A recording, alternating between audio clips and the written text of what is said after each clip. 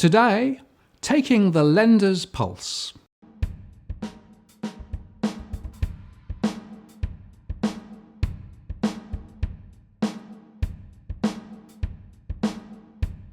Hello again, I'm Martin North from Digital Finance Analytics.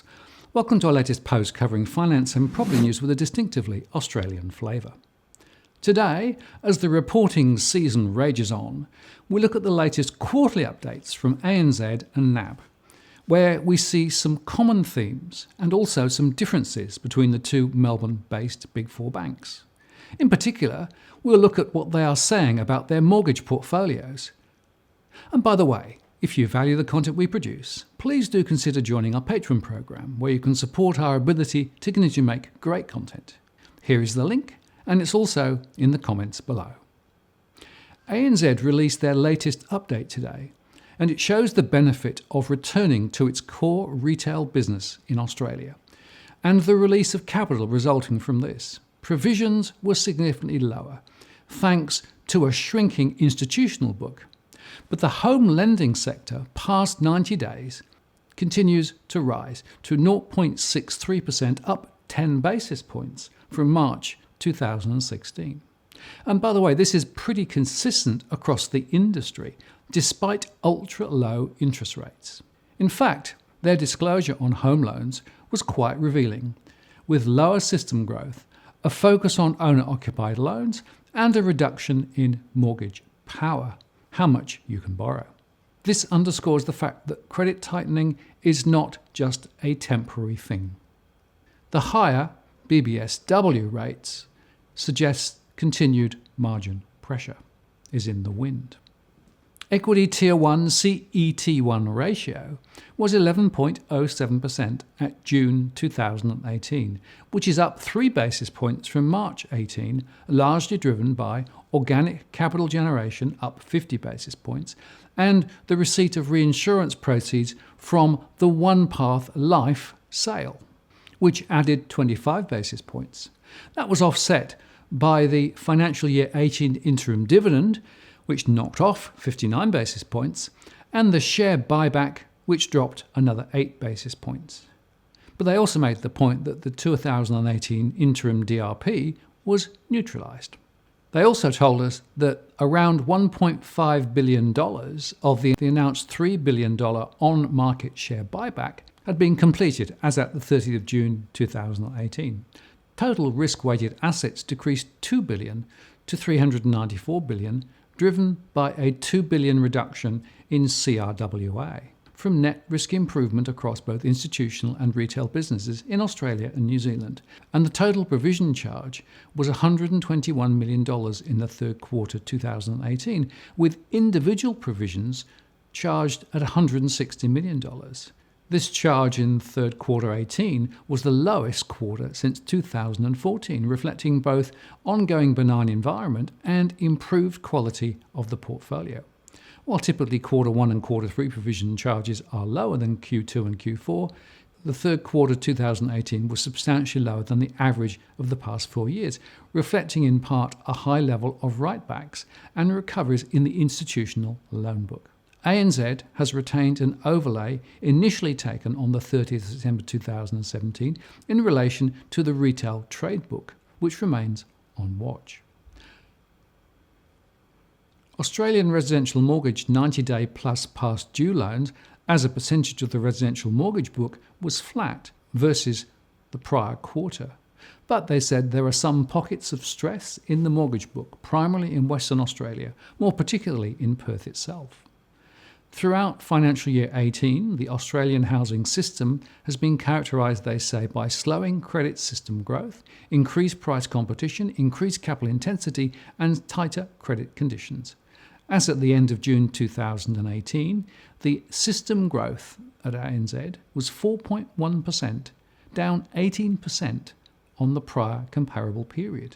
ANZ's ongoing focus, they say, is on the owner-occupied principal and interest segment, with owner-occupied loan growth of 4.4% annualised in the June quarter.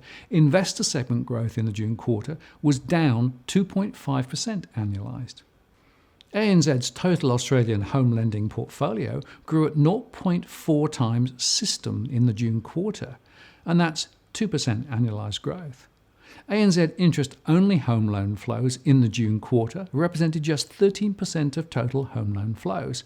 6.5 billion of interest-only loans switched to principal and interest in the June quarter, compared with 5.2 billion in the second quarter of 2018, and 5.7 billion in the first quarter 2018, and 5.6 billion per quarter on average across the financial year 17. They show the expected rate of interest-only loans peaking in the next year or so. The combined impact of prudential responses over the past 3 financial years, including various regulatory changes, together with subsequent policy changes by the banks, has led to a meaningful reduction in the average maximum borrowing capacity for home loan borrowers, they said. This suggests to us that there are higher risks in the back book compared with new business being written now, and confirms that the reduction in mortgage power available to borrowers is going to remain with us. And so to NAB, who also released their quarter 3 trading update and capital report today. They said that cash earnings declined by 1%, and compared to the prior corresponding period were down 3%, reflecting higher investment spreads and credit impairment charges. Their unaudited statutory net profit was $1.65 billion, and their CET1 ratio was 9.7%, which was down about 50 basis points from the first half 2018. The drop from 10.2% in March largely reflects the impact of the interim 2018 dividend declaration at 63 basis points and seasonally stronger loan growth in the June quarter. They expect to meet APRA's unquestionably strong target of 10.5% in an orderly manner by January 2020.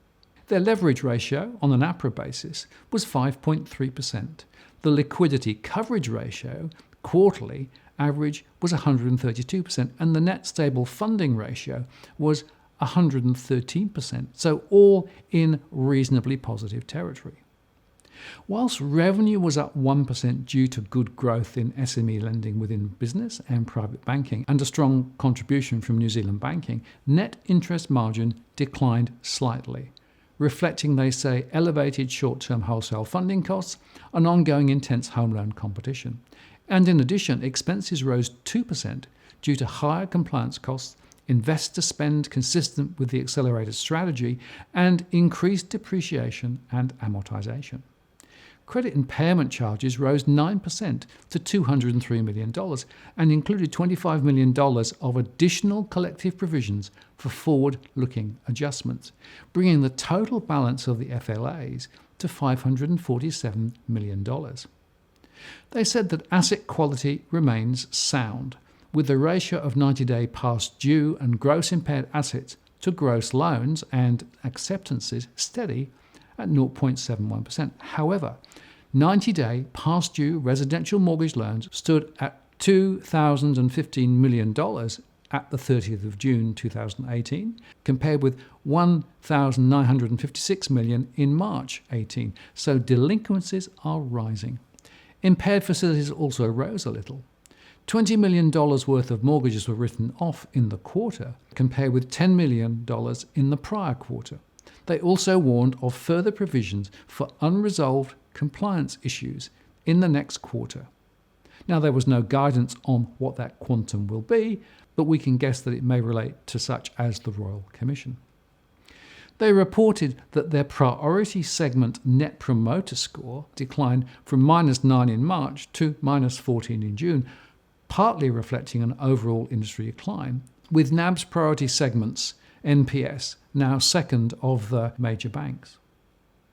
So, standing back, we can see a recurring theme: tighter mortgage lending standards, rising 90-day delinquency rates, and higher funding costs. All of which reinforces our conclusions from yesterday that the property market will continue to slide for some time to come as the mortgage lending tide recedes, and we see the barnacles under the waterline. Or, to return to our headline, the banking pulse feels rather erratic at the moment, which may be signs of trouble ahead. Finally, a reminder, mark your diary, the next DFA live stream event will be on Tuesday, the 21st of August at 8 p.m. Sydney. I'll be providing some more information shortly about the event, but it is already scheduled on the channel if you want to set a reminder. And feel free to send questions in beforehand. If you value the content that we produce, please do consider joining our Patreon program, where you can support our ability to continue to make great content. The link is in the comments below. As always, if you like what you've seen here today, please share and like the post and add a comment or question. I read them all. And if you want to join the growing band of subscribers who receive alerts when we release new posts, do subscribe now by hitting that subscribe bell. And if you've already subscribed, many thanks. I really appreciate your support and participation. I'm Martin North, the Principal Analyst of Digital Finance Analytics. Many thanks for watching, and I'll see you next time.